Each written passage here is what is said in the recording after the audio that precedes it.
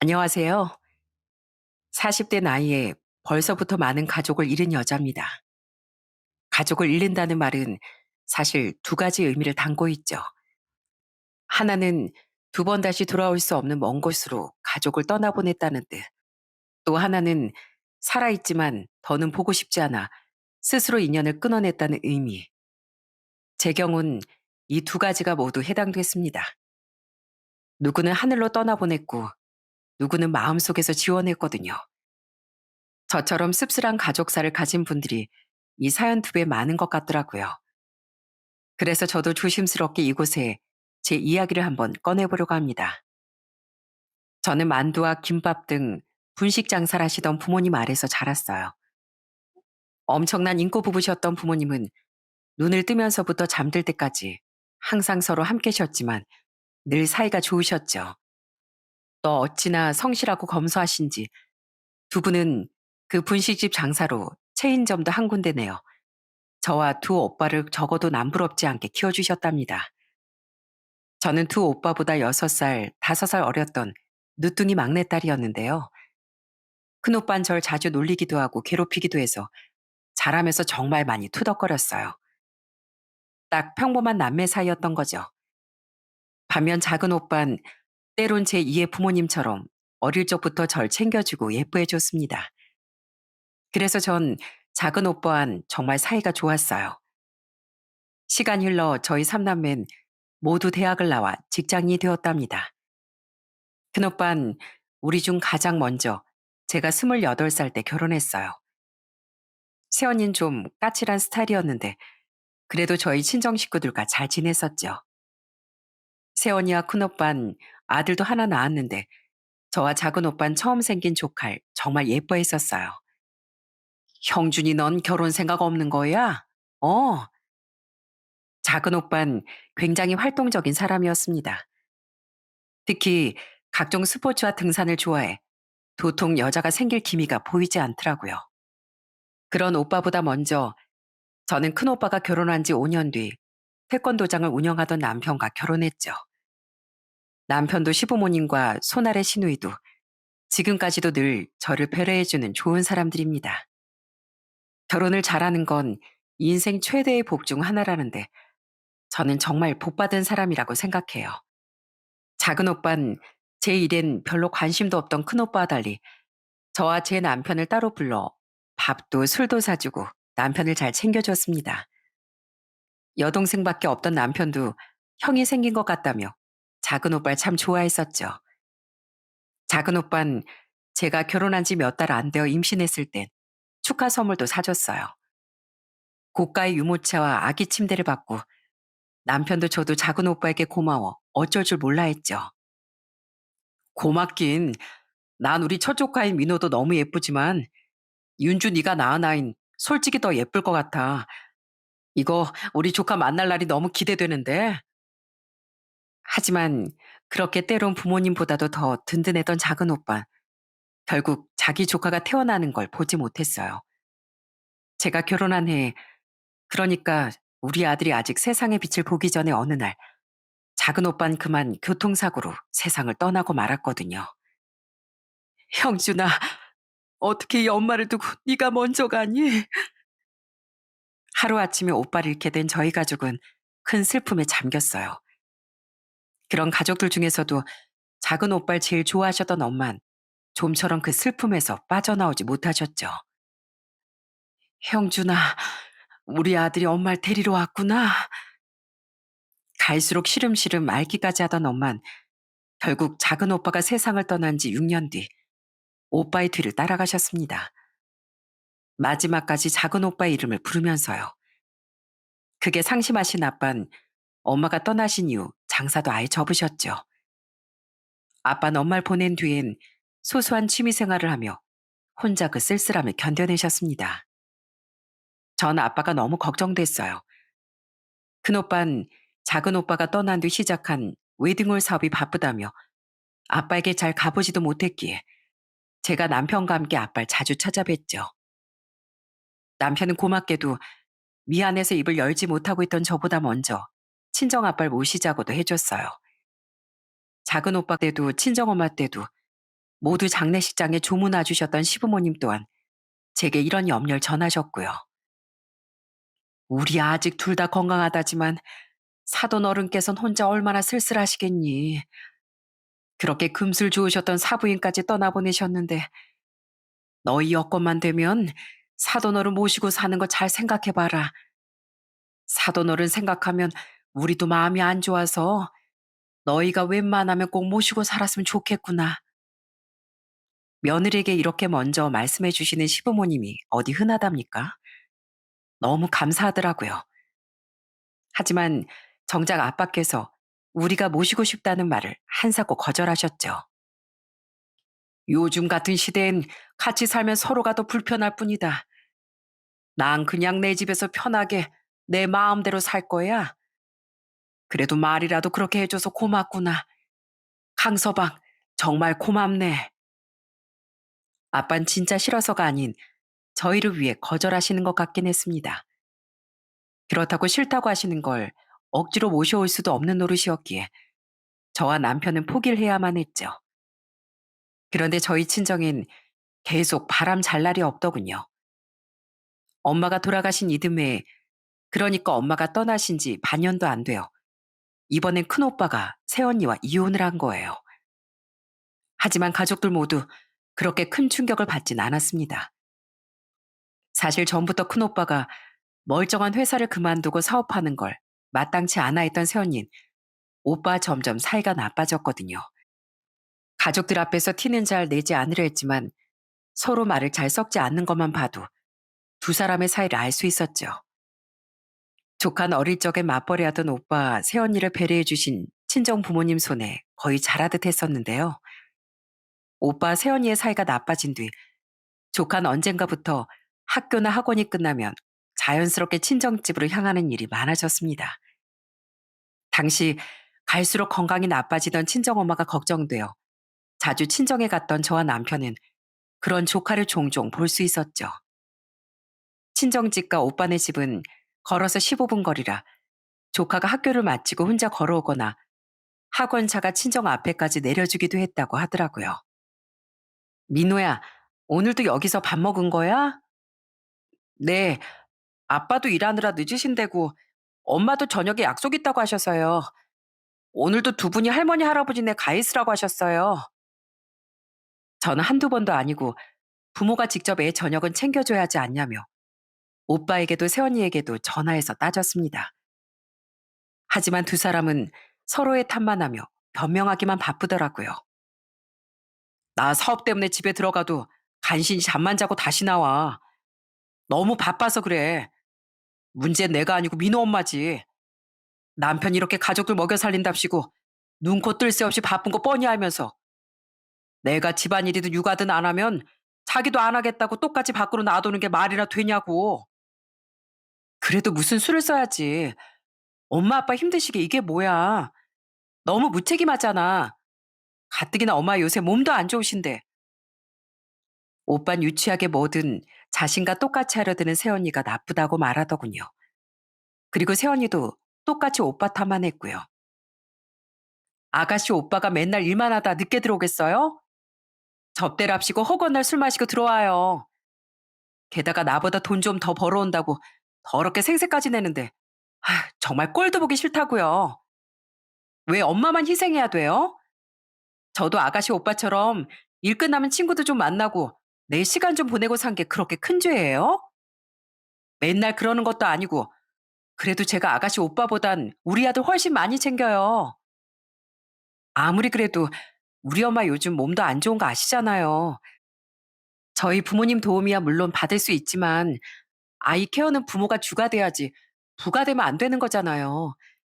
저희 부모님도 걱정되지만 저는 민호도 너무 걱정돼요.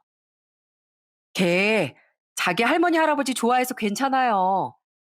그리고 어머님 아버님도 애가 가 있으면 덜 쓸쓸하고 좋으시죠 뭐. 부모님이 조카를 많이 예뻐했고 조카 덕에 작은 오빠를 잃은 슬픔을 많이 위로받으신 것도 사실이긴 했습니다. 그래도 부모님이 힘드실까 봐 하는 수 없이 제가 조금 더 자주 친정에 가 부모님이 덜 힘드시도록 설거지라도 하고 오곤 했죠. 그냥 저 혼자 다녀온다고 해도 남편도 조카 저희 부모님이 보고 싶다며 저희 아들 데리고 함께 친정에 가곤 했어요. 너무 고맙더라고요. 아무튼 이런 상황이 계속되다 친정엄마 장례식 땐 새언니가 얼굴만 3시간 정도 비추고 그냥 가버리기까지 했으니 얼마 뒤 큰오빠가 이혼한다는 얘기를 했어도 다들 크게 놀라진 않았던 겁니다. 이혼 후 새언니가 원하지 않아 조카는 오빠가 키우게 됐어요. 오빠가 하도 바빠 결국 조카는 또 친정아빠가 많이 봐주시게 됐죠. 그래도 오빠가 이혼했을 당시 조카는 12살로 제법 컸었기에 조카도 자기 할아버지를 많이 위하고 챙겨주더라고요. 할아버지, 오래오래 사셔야 돼요. 전 할아버지가 세상에서 제일 좋단 말이에요. 그런 조카가 계속 곁에 있었기에 아빠도 엄마를 잃은 슬픔을 많이 위로받을 수 있으셨던 것 같아요. 오빠는 아빠께 정말 많이 죄송해했어요. 아버지, 큰아들이 돼서 자꾸 집만 얹어드려서 죄송해요. 그래도 언젠간 이 은혜 다 갚고 반드시 제가 효도할게요. 이혼한 지 1년 만에 오빤 재혼할 여자를 데려왔더라고요. 오빠 말로는 조카를 위해 빨리 재혼 처를 찾았다고 하더군요. 언제까지 아버지께 민우를 챙겨달라고 할 순 없잖아. 난 너무 바쁘고 그 사람 되게 좋은 사람이야. 사업하는 내 고생도 많이 이해해주고 우리 민우한테도 진심으로 좋은 엄마 되어주고 싶대. 그 사람은 전에 아이가 없이 이혼했어서 꼭 아이를 갖고 싶었다나 봐. 오빠 설마 바람 같은 거 피웠던 거 아니지? 아니야. 집사람이랑 이혼만 늦게 한 거지. 사이는 진즉부터 남남보다 못했잖아. 그러니까 다른 사람한테 마음 주기도 어렵지 않았던 거지. 민호 엄마야말로 지난달에 나보다 먼저 재혼했다더라. 애까지 버리고 가서 자기만 새 인생 살겠다 이거지. 나쁜 여편네 같으니라고. 아무튼 재혼할 사람은 정말 좋은 사람이니까 넌 걱정할 거 없어. 오빠 인생이야 오빠가 알아서 한다지만 조카 때문에 새로운 새언니가 될 사람이 어떤 사람일지 많이 걱정되더라고요. 그런데 아빠에게 인사 온 새 올케 언니를 보니 생각보다 좋은 사람인 것 같아 마음이 놓이더군요. 새 새언니는 사람의 말을 경청할 줄도 알고 아빠에게 정말 살갑게 대해주었거든요. 많이 먹어 민호야. 나중에 우리가 곧 같이 살게 되면 내가 맛있는 음식 더 많이 해줄게. 아버님, 아버님께도 앞으로 제가 정말 잘할게요. 또 새언니는 식사하는 내내 조카의 숟가락 위에 계속 반찬을 올려주며 조카도 많이 챙겨주더라고요. 어색해하면서도 내심 싫지 않아 하던 조카를 보니 한결 더 마음이 놓였죠. 오빠 새언니는 결혼식 없이 혼인신고만 하고 곧 살림을 합쳤어요. 그리고 새언니는 결혼 후에도 친정아빠를 정말 살뜰히 챙겨주더라고요. 아빠, 이따 퇴근하고 강서방이랑 우리 승우랑 같이 저녁 먹어요. 저희가 갈게요. 아니다. 애미가 주말에 곰탕을 한솥 끓였다고? 이따 민호 데리고 주러 온다는구나. 형식이 바빠서 못 온다는데 우리끼리 맛있는 거 먹자고 소고기도 사온단다. 애가 얼마나 살갑고 다정한지 몰라. 민호한테도 잘해주는 것 같아서 내가 아주 예뻐서 어쩔 줄을 모르겠다. 한 번 결혼에 실패해보더니 형식이가 이번엔 아주 좋은 짝을 만난 것 같다. 정말요? 새언니 아빠 뵈러 평소에도 자주 와요? 그럼 힘드니까 안 와도 된다고 해도 나 쓸쓸하다고 계속 찾아와. 애미가 전에 결혼 생활할 땐 시집살이로 많이 힘들었다더구나. 그런데 재혼하고 날 만나고 나니까 내가 너무 좋은 시아버지인 것 같아서 자기도 더 잘하고 싶었대. 걘 부모님도 안 계시잖니. 그러니까 내가 더 잘해줘야지. 별것도 아닌 날 그렇게 좋은 사람으로 봐주니 고마워서라도 말이야. 저희 아빠에게 잘해주는 새언니에게 정말 고마웠어요. 친정에서 마주쳤을 때 슬쩍 조카에게도 잘 지내냐고 물어보니 아이 표정도 밝았고요. 아직 좀 어색하긴 한데요. 그래도 새엄마가 잘해주세요. 맛있는 것도 많이 해주시고요. 아픈 손가락인 조카에게 잘해줬으니 아빠도 고마워서 새언니에게 더 잘해주셨다고 해요. 저도 재혼한 지 몇 달 뒤 찾아온 새언니 생일날 고마워서 좀 고가의 선물도 흔쾌한 마음으로 했었죠. 또 새언니는 저희 아빠를 자꾸만 모시고도 싶어 했어요. 아버님, 어차피 집도 그렇게 안 먼데 그냥 저희 집으로 오세요. 네? 아니면 저희가 집 팔고 여기로 들어올까요? 이젠 연세도 적지 않으신데 기왕이면 제가 옆에서 더 잘 챙겨드리고 싶어서 그래요. 제가 아버님 엄청 좋아하는 거 아시잖아요. 저 하나도 안 부담스러워요. 아빠는 우리 때와 같이 오빠 새언니 생각해 거절하셨지만 그 마음을 많이 고마워하셨습니다. 그런데 새언니와 오빠가 재혼한 다음에 아빠는 저와 남편을 집으로 부르셨어요. 그리고 미안한 표정으로 집을 팔고 오빠네 들어가 오빠와 합가해서 살기로 했다고 말씀하셨죠. 네 오빠 사업이 요즘 많이 어려워졌다더구나. 그래서 생각보다 돈이 많이 필요하다고 제발 도와달라고 싹싹 빌더라고. 그래서 이 집 팔고 네 오빠네 들어가서 같이 살기로 했다. 이 집이 지금 5억 정도 되니까 그걸로 네 오빠 좀 도와주려고. 자기 그렇게 한 번만 도와주면 나 정말 잘 모시고 살겠다고. 네 오빠도 새언니도 울면서 약속하길래 그냥 그 돈 다 도와주기로 했다. 그 큰 돈을요? 아빠 정말 괜찮으시겠어요? 나야 자식들 주려고 열심히 돈 벌며 산 거라 괜찮다지만 너에게 미안해서 그렇지. 그래도 윤주야, 아빠가 지방에 2층짜리 건물 하나 가지고 있는 거 알지? 그 건물은 나중에 꼭 너한테 물려주마. 그러니까 너무 서운해하지 말아다오. 강서방 자네도 이해 좀 해주게. 형식이가 자기 사업 무너지면 다 끝장이라고 하는데 우선 애는 살려야 하지 않겠나. 형식이도 형식이지만 우리 손주 민호를 생각해서라도 내가 애들 부탁을 외면할 수가 없었네. 저와 남편이야 아빠 재산을 욕심낸 적도 없고 필요도 없었기에 서운하진 않았습니다. 다만 걱정이 됐을 뿐이었죠. 가진 걸 다 주고 자식 집에 들어간다는 게 이런 사연들을 들어보면 위험 요소가 큰 것 같았거든요. 무턱대고 오빠 새언니를 의심하거나 한 건 아니었지만서도요. 아가씨, 아버님 제가 정말 잘 모실게요. 저일 그렇게나 크게 도와주셨는데 제대로 효도도 못하면 그게 사람인가요? 아빠는 그렇게 집을 팔고 오빠네로 들어가셨습니다. 저와 남편은 괜히 걱정되어 아빠 이사를 직접 도왔는데 제 표정이 어두워 보였는지 새언니는 제 손을 잡고 안심시켜 주더라고요. 가족 넷이서 양평으로 바람 쐬러 왔어요. 아가씨랑 고모부도 멀리 이사만 안 가셨으면 같이 왔으면 좋았을 텐데 다음엔 꼭 같이 와요. 아버님하고 둘이 장 보러 마트 왔어요. 사진은 아버님이 맛있다고 시식 코너에서 만두를 2개나 드시는 모습 제가 포착해서 찍었네요. 아버님 귀여우시죠? 아빠의 합가 얼마 뒤 저희 가족도 원래 살던 수원에서 부산 쪽으로 이사를 했습니다. 제 직장 발령 문제 때문에요. 주말 부부가 되어야 하나 고민도 했었는데 남편은 고맙게도 태권도장을 부산으로 옮겨서 재개관을 해주었죠. 수원에 살 땐 용인에 살던 아빠, 오빠네와 가까웠는데 이젠 집이 너무 멀어져서 전 아빠를 뵈러 자주 가지 못하게 됐습니다.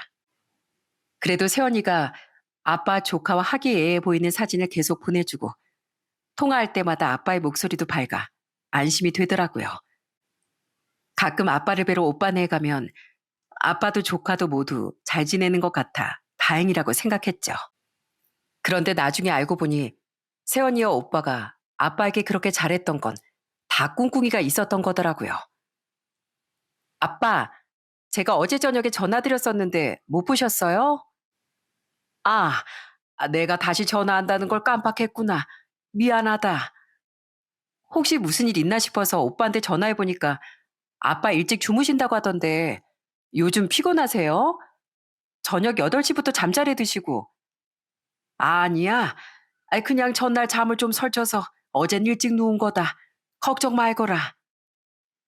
아빠가 오빠네 합가한 지 6개월쯤 지났을 때부터, 그러니까 조카가 중학교에 입학한 지 얼마 안 됐을 때부터 아빠와 연락이 잘 안 되기 시작했어요. 통화가 되긴 했는데 바로바로 전화를 받지 않고 한참 뒤에야 다시 전화를 거시거나 그것마저도 하시지 않아 제가 다시 전화를 거는 일이 잦았죠. 아빠가 전화를 받지 않아 오빠나 세연이에게 전화를 해보면 두 사람은 아빠가 주무신다, 휴대폰을 두고 산책을 나가셨다 라고 대답했고요. 한두 번도 아니고 어떻게 내가 전화를 걸 때마다 못 받으시지? 그런데 또 어느 날엔 전화를 드렸더니 세연이가 전화를 받아 아빠가 병원이라고 하는 거예요. 병원이요? 왜요? 왜? 그냥 감기가 안 떨어지셔서 제가 일부러 입원시켜드린 거예요. 아버님 연세가 있어서 혹시 몰라서 걱정돼서요. 다행히 내일 퇴원해도 된다니까 걱정 안 하셔도 돼요. 아침에 일찍 퇴원할 거라 굳이 올 필요 없어요, 아가씨. 다행히 괜찮으시다니 한시름 덜었지만 전 아빠가 너무 걱정됐어요. 당시 전 회사 일이 너무 바빠 주말에도 출근하는 날이 많아서 용인까지 가보기가 힘들었거든요. 그래도 어떻게든 짬을 내서 가보려고 했는데 아빠도 세연이도 절 말리는 겁니다. 너 요즘 주말에도 눈 아래가 퀭해져서 집에 들어온다며? 저번엔 강서방이 지나가는 말로 그러더구나. 난 감기도 다 나았고 진짜 별일 없으니까 올 필요 없다. 너 힘들어? 바쁜 일 끝나면 그때 오던가 해라. 아가씨, 저 요즘 아가씨 오빠 사업 돕고 있는 거 아시죠? 거기다가 제 미용 사업도 하려고 준비 중이라 정신이 없어서 집도 잘 못 치우고 살아요. 아시잖아요. 아가씨도 살림하니까 정리 안 된 집에 손님 오면 불편한 거요. 아버님 정말 아무 일 없으시니까 걱정 마세요. 다음에 저도 아가씨 오빠도 여유 좀 될 때 그때 초대할게요. 부탁해요. 처음엔 그래 시아버지 모시고 사는 것도 쉽지 않을 텐데 시댁 식구들이 자꾸 드나든다고 하면 새언니도 피곤하겠지 싶어 이해했습니다. 그래도 자꾸 느낌이 이상하더라고요. 사람 촉이라는 게 있잖아요. 그래서 고민 끝에 연락처를 알고 있던 조카에게 슬쩍 물어보려고 했었는데요. 남편이 걱정을 하더라고요. 중1이라고 해도 아직 어린애인데 괜히 요즘 집에 별일 없냐? 할아버지랑 네 부모님 사이는 괜찮냐? 이런 식으로 물어보면 애가 불안해할 수도 있잖아. 가뜩이나 짧은 시간 안에 그렇게 좋아하던 할머니 돌아가셔. 부모님 이혼해. 거기다가 새엄마까지 생겼으니 애가 얼마나 혼란스러운 상태겠어. 당신 말이 맞네. 아이, 괜히 애한테 걱정 끼치면 안 되지. 조언해줘서 고마워, 여보. 남편 말을 들으니 그 말이 맞는 것 같아. 저는 조카에겐 따로 연락을 하지 않았습니다. 설마 조카에게까지 무슨 일이 있을 거라곤 생각도 못 했던 거죠. 그래도 아무래도 불안해 저는 이번 주말엔 꼭 용인에 올라가 봐야겠다고 생각했어요. 아빠가 연락이 잘 안 되고 새언니가 자꾸 집에 오지 말라고 한 지 한 달이 조금 더 지났을 때였죠. 누군간 고작 한 달 가지고 너무 유난 아니냐 할 수도 있겠지만 제 부모님 일인데 누가 예민하지 않을 수 있었겠어요? 게다가 촉이 정말 너무 안 좋았거든요. 그런데 주말이 오기도 전에 어느 날 출근하려고 아침에 일어난 전 아주 불길한 문자를 보게 됐어요. 윤주야, 만약 내가 오늘 저녁에 또 연락이 안 되면 꼭 경찰을 부르려무나. 부탁한다. 여기에 답장은 하지 말고. 그건 아빠가 새벽 5시쯤 보낸 문자였어요. 정말 깜짝 놀랐습니다. 대체 무슨 일이기에 경찰을 부르라는 소리를 한답니까? 게다가 답장도 하지 말라는 말이 너무 이상하더라고요. 진짜 무슨 일이 있어도 있나 싶어 심장이 덜컹거렸죠. 여보, 나 아무래도 아빠 뵈러 용인에 좀 가봐야 할 것 같아. 답장을 하지 말라는 데는 다 이유가 있겠지 싶어 저는 아빠에게 따로 전화를 드리거나 하진 않았어요. 대신 회사에 휴가를 내고 바로 용인으로 달려갔죠. 당시 10살이던 아들을 조금 일찍 등교시킨 뒤 남편과 함께요. 저 혼자 가도 된다고 했지만 남편은 고맙게도 일일이 원생 학부모님들께 그날은 수업을 못할 것 같다는 양해 문자와 전화를 돌린 뒤 저와 함께 아빠에게로 향했어요. 윤주야, 회사 안 가고 여기는 어떻게 왔어? 강서방 자네도 그렇고. 아빠 걱정돼서 왔죠. 한참이 걸려 용인에 도착해보니 집엔 아빠 혼자 계셨습니다. 오빠 새언니 출근했고 조카는 학교에 갔던 거죠. 그런데 아빠의 얼굴을 보니 핥힌 건지 긁힌 건지 모를 상처가 몇 개 보이더군요. 저는 깜짝 놀라 아빠를 채근했어요. 아빠, 얼굴이 왜 그러세요? 네? 그 문자는 또 뭐고요? 솔직히 말해주세요. 요 근래 아빠한테 무슨 일 있었죠? 어디 큰 병이라도 걸리셨어요? 혹시 오빠랑 세원이랑 무슨 일 있으셨던 거예요? 경찰은 또 다 무슨 말이냐고요? 음, 싫은 말이다. 아빤 그런 저와 남편에게 결국 눈물을 흘리며 모든 사실을 말씀하셨어요. 아빠 입에서 나온 진실에 우린 그야말로 기절초풍할 뻔했죠. 들어보니 새언니도 오빠도 정말 사람이 아니었거든요. 처음엔 네 새언니도 네 오빠도 나한테 많이 고마워하고 잘했었다. 그런데 한 5주 전쯤에 네 새언니랑 네 오빠가 대뜸 이런 부탁을 하는 거야. 네 오빠 사업이 내가 도와줬는데도 불구하고 계속 사정이 어렵다고 내 2층짜리 건물을 팔아서 또 좀 도와달라고 말이다. 겸사겸사 네 새언니가 시작하려고 하는 미용 사업도 좀 도와달라고 하더라고. 네? 아니, 5억이나 가져갔으면 됐지. 염치도 없이 건물까지 팔아서 돈을 달라고 했다고요? 그래. 그래서 그건 단번에 내가 거절했다. 그건 내 노후 자금으로도 쓸 거고 너랑 강서방 주려고 남겨놓은 거라 절대로 못 준다고. 그렇게 며칠을 거절했더니만 그때부터 그 애들 태도가 싹 변하더구나. 나를 과시해도 그렇게 과시할 수가 없었어. 그 애들은 처음부터 그 건물을 노리고 나랑 합가를 했던 거다. 애초에 들었던 괜한 저의 불안감이 딱 맞아 떨어졌던 겁니다. 오빠 새언니는 아빠의 집으로도 모자라 건물까지 다 뜯어가려 아빠에게 잘하는 척 수작을 부렸던 거더라고요. 그 뒤 그 둘이 아빠에게 한 짓을 듣는데 정말 뒤로 넘어갈 뻔했죠. 네 새언닌 자식이 힘든데 도와주지도 않는 나한테 자기도 잘해주기 싫다면서 나한텐 찬밥만 내줬어. 요즘 치아도 안 좋은데 딱딱하고 차가운 그 밥이라도 안 먹으면 쓰러지기라도 할까봐 정말 눈물을 삼키면서 먹었다. 또 걘 먹는 걸로 내가 꿈쩍도 하지 않으니까 약이 올랐는지 날 베란다에서까지 재웠어. 거실에서 문까지 잠그면서 말이다. 새벽에 화장실 가고 싶을 땐 알아서 해결하라면서 요강을 하나 넣어줬는데 정말 어찌나 서럽던지 매일 눈물이 났다. 뭐라고요? 그걸 오빤 가만 보고만 있었어요? 걔도 똑같은 놈이야.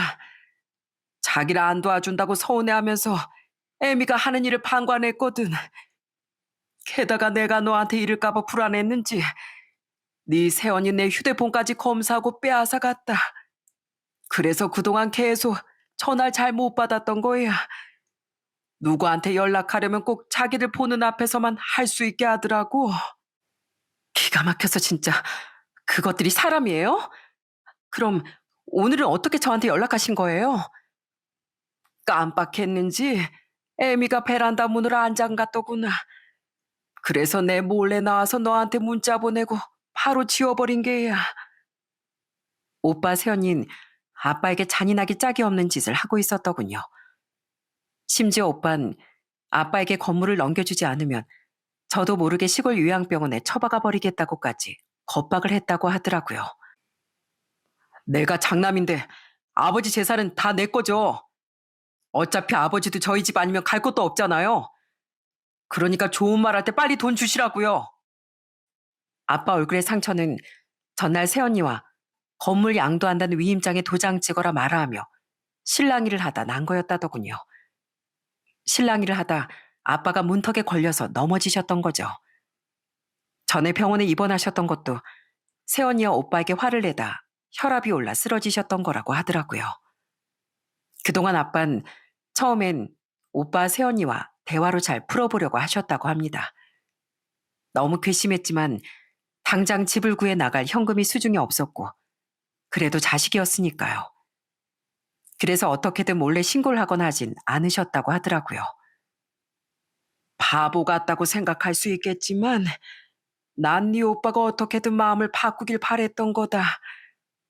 너도 알잖니? 난 이미 네 엄마 둘째를 잃은 사람이다. 이 와중에 겨우 돈 때문에 큰놈마저 잃고 싶지 않았어. 그런데 날 너도 모르는 곳에다 처박아 버린다는 큰놈 겁박까지 들으니까 이건 상황이 심각하다 싶더라고. 그래서 내 오늘은 직접 단판을 쥐어보려고 했다. 단판이요? 그래. 걔들 퇴근하면 난 도저히 이렇게 못 살고 건물도 절대 줄 생각이 없으니 내가 준 5억 도로 토해내라고 따질 생각이었어. 날 잘 모신다고 약속하고 그 돈을 받아간 건데 그 애들은 은혜를 원수로 갚았으니까 되든 안 되든 마지막으로 말이다. 너에게도 다 해결이 되면 그때 다 털어놓으려고 했었다. 다만 오늘 일이 잘못되면 정말 내가 큰일이라도 날 것 같아서 너한테 그런 문자를 보내놓은 거야.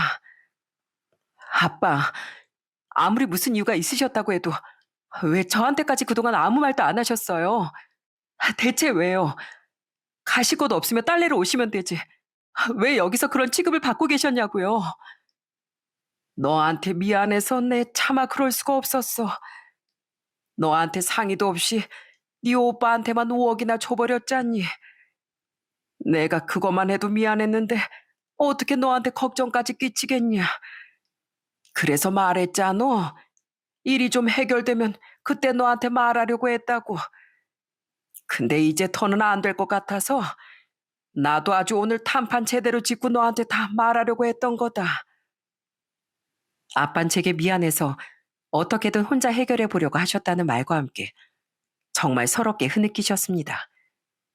그러니까 오빠 세연인 그동안 아빠 건물까지 뜯어가려다 뜻대로 안 되니 아빠에게 엄청난 폐악질을 했던 거예요. 화가 나서 도저히 참을 수가 없었던 전 바로 오빠 세연이에게 전화를 걸었어요. 하지만 두 사람 모두 제 전화를 받지 않았기에 저는 남편과 두 사람이 퇴근할 때까지 그 집에서 기다렸습니다. 집에 돌아가면 너무 늦을 것 같아 아들의 친구 엄마에게 저희 아들 하루만 좀 부탁드린다고 전화를 드리면서요. 그리고 오빠 세연이가 함께 퇴근하자마자 전 길길이 날뛰며 따지기 시작했죠. 어? 아가씨, 왜 저희 집에 고모부도 오셨네요. 당장 내놔요. 우리 아빠 휴대폰. 네? 새언니가 맨날 우리 아빠 휴대폰 빼앗아 갔었다면서요. 내놓으라고 당장. 감히 어떻게 우리 아빠한테 그런 못된 짓을 할 수가 있어요? 저는 그들이 오자마자 새언니에게 아빠의 휴대폰부터 빼앗았습니다. 그리고 그 사람 같지도 않은 것들이라며 고래고래 소리를 질렀는데 뻔뻔하게도 그 둘은 오리발을 내밀려고 하더라고요. 아버님한테 뭐라고 들었는지 모르겠는데 한쪽 말만 듣고 이러시면 서운하죠, 아가씨. 아버님 요즘 치매기 있으세요. 그래서 각종 망상에도 시달리고 아무한테나 전화를 걸어서 헛소리 하시길래 아버님 체면 지켜드리려고 제가 밖에 나갔을 때만 휴대폰 잠시 보관해 둔 거예요. 그동안 아가씨가 걱정할까봐 말 안 했던 건데 진짜 사람 이렇게 몰아가시기에요? 서운하네요. 야, 김윤주, 네 새언니 말이 맞아. 내가 사업이 아무리 힘들어졌어도 아버지한테 그런 짓을 할 사람이야? 사람을 뭐로 보고. 맞아요, 아가씨. 평소에 저를 어떻게 봤길래 저런 얼토당토하는 아버님 말을 믿으세요. 아버님 요즘 너무 오락가락하세요. 맨날 밥 달라고 하고 볼 일도 변기밖에 막 묻히고 보신다니까요. 이것들이 멀쩡한 사람을 아주 마시가 늙은이로 만드는구나. 내가 아무리 80이 다 된 나이라고 한들 정신은 아주 멀쩡하다. 어디서 입에 침도 안 바르고 거짓말을 하고 있어? 오빠도 새언니도 날 아주 우습게 보는구나. 어떻게 사람 치매가 고작 7달 좀 넘게 만에 중증이 돼? 오빠랑 이진영 당신, 내가 절대 가만히 안 놔둘 거야. 어떻게 우리 아빠를 저 추운 베란다에 재우고 그 관시를 해? 이 괴물 같은 것들아. 형님, 사람 탈을 쓰고 어떻게 이런 짐승 같은 짓을 합니까? 저 여자가 하는 행동을 막아서지 못할 망정 그거에 동조하고 장인어른을 갖다 버린다는 겁박까지 해요? 아무리 짐승이라도 자기를 낳고 키워준 부모한테 그러지 못할 겁니다. 저와 아빠 남편은 그들에게 화를 내고 오빠 새언니는 뻔뻔하게 거짓말을 하며 대치하고 있을 때였어요. 한 8시쯤 마침 학원에서 조카가 돌아와 어른들의 말다툼을 목격했더군요. 그리고 조카의 한마디에 그들의 뻔뻔한 거짓말은 막을 내리고 말았죠. 다 거짓말이에요. 이 아줌마랑 아빠가 하는 말 다 거짓말이라고요. 저한테 증거도 다 있어요. 민호야, 증거라니. 네가 무슨 증거를 가지고 있다는 거야. 그리고 새엄마한테 아줌마가 뭐야? 어? 조카의 말에 새언니는 크게 당황한 표정을 짓더라고요. 조카는 그런 새언니를 노려보며 우리에게 각종 음성 녹음 파일과 동영상을 전부 보여주었죠. 노인네가 이도 건강하지? 저 딱딱한 밥을 잘만 씹어먹네. 참, 자식이 힘들다는데 밥이 목구멍으로 넘어가나? 확 목이라도 꽉 막혀서 큰일 나면 순순히 건물도 넘겨받을 수 있으려나? 아빠에게 말로 들었을 때보다 직접 보고 들으니 정말 뚜껑이 확 열리더라고요. 새언닌 아빠가 식사하시는 앞에서 대놓고 빨리 하늘로 가버리라느니 식충이라느니 하는 말을 일삼았고 오빠도 그런 새언니의 말에 동조하고 있었죠. 아빠가 하신 말씀은 모두 사실이었어요. 게다가 더 기가 막혔던 건 새언닌 조카까지 푸대접을 그렇게 했더라고요. 조카가 아빠 편을 들면 어린 게 뭘 아냐며 애 머리를 툭툭 치고 나중엔 조카가 먹는 걸로도 그렇게 차별했던 거죠. 제가 할아버지 그만 괴롭히라고 할아버지 편을 드니까 저 아줌만 점점 절 벌레 보듯 했었어요. 생긴 것도 지 친엄마 닮아서 짜증났는데 좀 잘해줬더니 은혜도 모르고 기어오른다고요. 그러면서 어차피 친자식도 아니니 고아원에 보내버린다고 으름장 놓고 나중엔 제가 앞을 지나가기만 해도 신경질을 막 내더라고요. 새언니가 조카에게 하던 행동을 오빤 역시나 그냥 방관했다고 합니다. 아빠라는 인간이 말이죠. 조카는 그 한 달이 조금 넘는 동안의 모든 일을 야무지게도 몰래 증거로 남기고 있었던 거예요. 자기 자신보단 할아버지가 잘못될까봐 걱정됐다며 말입니다. 고모한테 말하자고 해도 할아버지가 우선 자기가 알아서 하겠다고 말리셔서 연락을 못 드렸었어요. 근데 고모, 저도 할아버지도 더는 이 집에서 못 살겠어요. 아빠도 정말 사람도 아니고 저 아줌마 행동도 다 가식이었다고요. 예, 너 어디서 이런 못된 짓을 배웠어? 이거 다 불법인 거 몰라? 너 진짜 혼나볼래? 자신들의 악행이 빼도 박도 못하게 걸리자 오빠 새언닌 조카에게 소리를 지르기 시작하더군요. 저는 바로 그들의 따귀를 한 대씩 날려버렸어요. 새언닌 그런절 씩씩대며 노려봤고 오빠는 아예 제게 똑같이 되갚으려고 들었죠. 하지만 그건 체격과 힘으로는 어디서도 지지 않던 제 남편에 의해 바로 제지당하고 말았지만요. 이거 안 놔? 못 놓습니다. 제가 그나마 여기서 존댓말이라도 써주는 건 풍비박살난 집안 때문에 속상해하고 계신 장인어른 앞이라서예요. 어떻게 그깟 돈 때문에 이미 5억이나 도와주신 자기 아버지를 그렇게 대할 수 있답니까? 전 정말 지금 형님이 짐승, 그 이하, 아니 벌레만도 못하게 보여요. 내 남편이 말 한번 잘해줬네. 지금 내 심정이 딱 저렇거든. 뭐? 민호 어릴 때부터 계속 돌봐주고 돈까지 빌려주신 은혜를 꼭 갚겠다고? 오빠한테 이딴 게 효도인가 보지? 어디 한번 나중에 오빠 자식한테도 그대로 똑같이 돌려받아봐.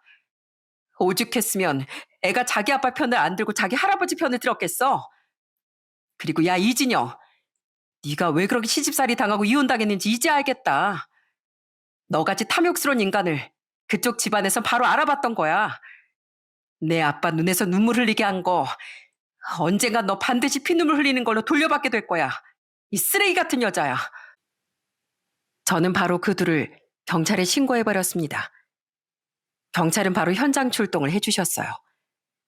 경찰분들은 우선 아빠 조카의 진술을 들었고 조카가 가지고 있던 증거도 모두 확인했죠. 즉시 분리 조치가 필요하다고 판단한 경찰분들의 말에 저와 남편은 아빠 조카를 우리가 보호하겠다는 의사를 밝혔습니다. 오빤 평생 민호 볼 생각도 하지 마. 알았어? 이 부모 자격도 자식 자격도 아무것도 없는 쓰레기야. 야, 이진영, 넌 뭘 째려봐? 확 눈가를 파버릴라. 너 앞으로 내 손에 잘못 걸리기만 해봐. 진짜 인생 하직하게 해줄 테니까. 저는 마지막으로 그 두 사람에게 악담을 남긴 뒤 남편과 함께 아빠를 모시고 조카도 차에 태워 집으로 돌아왔습니다. 이후 오빠와 그 여잔 형사 입건되어 조사를 받게 됐죠. 결국 두 사람은 노인복지법과 아동복지법 위반으로 검찰에 넘겨졌어요.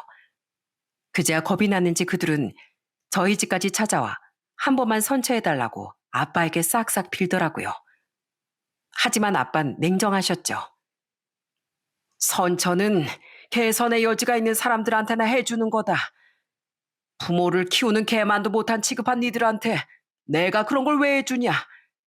형식이 너, 난 그래도 네가 자식이라고 최대한 설득도 해보고 참아줬었다. 하지만 넌 끝내 날 돈으로만 봤지? 여자도 문제지만 제일 큰 악마는 바로 너였어. 쟨 따지고 보면 남남이지만 넌 내 친자식이었으니까. 네가 날 먼저 저버렸듯 나도 이제 널 자식으로 생각 안 한다. 그러니 지은 죄에 대한 죄값 달게 받고 두 번 다시 찾아오지 말거라. 결국 오빠 그 여잔 한탄스럽게도 감옥엔 안 갔지만 법적 처벌을 받았습니다. 아빠는 오빠와 영원히 인연을 끊으셨어요. 그리고 저와 남편은 쭉 아빠를 모시고 조카도 함께 데리고 살게 됐죠. 전 새언니가 새 가정 꾸려가는데 방해가 된다며 조카를 데려가고 싶어 하지 않아 했고 조카도 저희와 살고 싶어 했거든요. 그런 조카가 가여워 남편과 전 어떻게든 조카를 많이 안아주려고 노력했습니다. 아직 어린애가 얼마나 무섭고 서러웠니. 이젠 다 괜찮아. 무슨 일 있어도 고모랑 고모부가 민호 널 지켜줄 거야. 할아버지도요? 고모는 할아버지한테 못되게 안 해주실 거죠? 당연하지. 고모가 민호 할아버지를 얼마나 사랑하는데. 그럼 저는요, 고모? 저는 친자식도 아닌데 계속 여기서 살아도 돼요? 저 제발 쫓아내지 말아주세요. 저 정말 아빠랑 살기 싫어요. 안 쫓아내. 여기가 민호 네 집이라고 몇 번을 말해줬니. 민호 너만 원한다면 이 집은 내년에도 5년 뒤에도 10년, 20년이 지나도 네가 찾아와서 쉴 수 있는 네 집이야. 어른으로서 고모가 다 미안하다. 또한 전 오빠를 끊어내셨다고 한들 그게 상처받은 아빠의 마음도 보듬어드리려 최선을 다했습니다. 아빤 한동안 정신과도 다닐 정도로 힘들어하셨는데 다행히 점차 안정을 되찾으셨어요. 저야 아빠와 조카가 피가 섞인 가족이니 노력했다지만 저는 두 사람을 저만큼 진심으로 안아주고 선뜻 함께 살기로 결심해준 남편에게 정말 고마웠답니다. 남편은 그런절 꼭 안아주며 따뜻하게 말해줬죠. 당신 가족이 내 가족이지. 우리 부모님이나 동생한테 같은 일이 생겼어도 당신도 똑같이 해줬을 거잖아. 그나저나 당신도 이번 일로 많이 힘들고 속상했지? 그런데 장인어른이랑 민호 챙기느라 티도 못 내고 이리 와. 내 마누란 내가 위로해줘야지. 그렇게 시간이 조금 흐른 지금 아빠는 오빠 소송 싸움 중이십니다. 아빠는 오빠에게 5억을 반환하라는 부당이득 반환 소송을 거셨거든요. 자신을 잘 모시겠다는 약속을 지키지 않았다면서요. 은혜를 원수로 갚은 녀석인데 내가 괘씸해서라도 그건 꼭 돌려받을 거다. 나중에 알고 보니 오빠가 그렇게 돈이 많이 필요했던 건 쓸데없는 곳에 엄청 투자를 많이 해서였다고 합니다. 그걸 다 손실을 봤으니 5억 가지고는 모자랐던 거죠. 결국 지금 오빤 웨딩홀 문을 닫을 상황까지 왔다고 하더라고요. 어떻게 알았냐고요? 그 짐승만도 못한 인간이 아직도 정신 못 차리고 얼마 전 아빠를 찾아와 싹싹 빌며 말했었거든요. 아버지, 전엔 제가 정말 잘못했어요. 저요, 진짜 웨딩홀까지 닫으면 파산이에요. 당장 길거리에 나앉아야 된다니까요. 이진영 그 나쁜 여편애랑은 진즉 헤어졌어요. 제가 망할 것 같으니까 저 때문에 정가까지 생겼다면서 저한테 있는 성질 없는 성질 다 내다가 이혼해버리더라고요. 저요, 원래 그렇게 나쁜 놈은 아닌 거 아시잖아요. 그냥 여자 하나 잘못 만나서 잠깐 헷가닥했던 거라니까요. 저 진짜 반성하고 있어요. 그러니까 제발 제 사업 좀 도와주세요. 네가 진짜 반성을 했으면 지금에 와서까지 나한테 건물 팔아 도와달라는 말을 할 수 있을 턱이 없다. 난 전에도 말했듯이 널 더 이상은 자식으로 생각 안 한다. 난 네 사업이 망하든 말든 무조건 반환 소송에서도 승소할 거고 어떻게든 너한테 내 돈 다 받아낼 거야. 잠깐 그 기집애 때문에 정신이 나갔던 거라고? 아니, 넌 애초에 천성이 못돼 처먹은 놈이었던 거다. 당장 돌아가. 아버지, 제발 우리 민호를 생각해서라도 저 좀 살려주세요. 아버지, 저희 민호는 진짜 예뻐하시잖아요. 야, 김영 씨, 이 오빠라고 부르기도 싫은 인간아. 양심 있어야지. 어디서 감히 민호를 입에 올려? 여기까지 와서도 민호는 어떻게 지내고 있냐고 한마디 묻지도 않는 인간이 무슨 부모라고. 경찰에 신고하기 전에 빨리 사라져. 너 때문에 지금 우리 집도 못 들어가고 길바닥에서 이러고 있잖아. 정가까지 생겼던 인간이니 경찰이란 말이 달갑지 않았을 겁니다. 결국 오빤 꼬리를 내린 채 돌아갈 수밖에 없었죠. 그 모습을 그나마 조카가 보지 못한 게 천만 다행이었다고 생각해요. 아무리 미운 자기 부모라도 그런 추태까지 목격하게 되면 어린 마음에 큰 상처가 됐을 테니까요. 다행히 지금 조카는 전학 간 새 학교에서도 잘 적응해 저희 집에서 아주 행복하게 잘 살고 있어요. 자신을 친형처럼 따르는 저희 아들과도 친형제처럼 아주 잘 지내고 있고요. 우린 조카에게 혹여라도 자신이 군 식구라는 느낌을 주지 않도록 신경을 많이 썼었는데요. 다행히 조카가 우리의 마음을 잘 알아준 것 같아 다행이라고 생각해요. 아빠 또한 마음의 상처를 딛고 요즘엔 손주들의 애교를 보는 재미로 즐겁게 살고 계신데요. 그런 아빤 저에게 미안한 마음에 오빠가 넘보던 건물을 제게 증여해 주셨어요. 솔직히 저나 남편은 그 건물에 대한 욕심은 없었는데요. 혹시 오빠가 또 어떻게 그 건물에 대해 손을 쓰진 않을까 하는 걱정에 감사하게 증여를 받았습니다. 대신 그 건물에서 나오는 월세는 한 푼도 빼지 않고 고스란히 아빠에게 드리고 있죠. 월세 안 받으신다고 하면 저희도 다시 세금 잔뜩 물고 건물 돌려드릴 거예요. 나이가 드셔도 수중에 자유롭게 쓸 돈이 있어야 편하시죠. 아빤 그렇게 받은 월세로 손주들 용돈도 주시고 가끔 저희에게 맛있는 것도 사주며 여유로운 노후를 보내고 계십니다. 감사하게도 시부모님과 시누이 내외는 한 번씩 볼 때마다 조카를 저희 아들 대하듯 똑같이 예뻐해주고 계세요. 이런 따뜻한 집안의 며느리라는 것이 참 감사한 매일이죠. 바람이 있다면 이제 더 이상은 저희 집안에 불협화음이 일어나는 일은 없었으면 하는 거예요. 그동안 친정의 불행한 사건 사고가 너무 많았으니까요. 앞으로 아빠가 오빠에게 건 소송에서도 꼭 이기시고 조카도 더 이상 상처받는 일 없이 행복하고 무사하게 잘 자라줬으면 좋겠다고 생각합니다. 전 그렇게 집안의 평화를 지키기 위해 아빠, 조카, 그리고 저희 아들을 잘 보살피며 살아가려고 해요. 세상에서 가장 든든한 내 편, 제 남편에게 늘 감사하는 마음을 잊지 않으면서요. 이곳 사연들을 들어보거나 세상 돌아가는 뉴스를 보면 저희 집안에 일어난 것과 같은 개탄스러운 사건이 종종 발생하는 것 같습니다. 부모의 재산을 노린 자식의 폐악질 말이죠. 아무리 돈이 많다고 한들 내면이 먼저 채워지지 않으면 사람은 결코 행복해질 수 없는 노릇이건만 이미 돈의 노예가 되어버린 사람들은 그런 중요한 진리를 결코 깨닫지 못하더라고요. 돈은 잃어도 다시 벌 수 있지만 한 번 잃어버린 인간성과 도리는 다시 회복하기가 참 어렵습니다. 무엇이 사람을 사람답게 하는지조차 망각한 채 살아가게 되니까요. 그러니 여러분께선 욕심에 눈이 멀어 사람이 아닌 그 이하의 무언가로 변해버리지 않도록 항상 탐욕을 경계하시길 바랍니다. 그럼 전 여기서 이만 사연을 마치겠습니다. 끝까지 들어주셔서 감사합니다.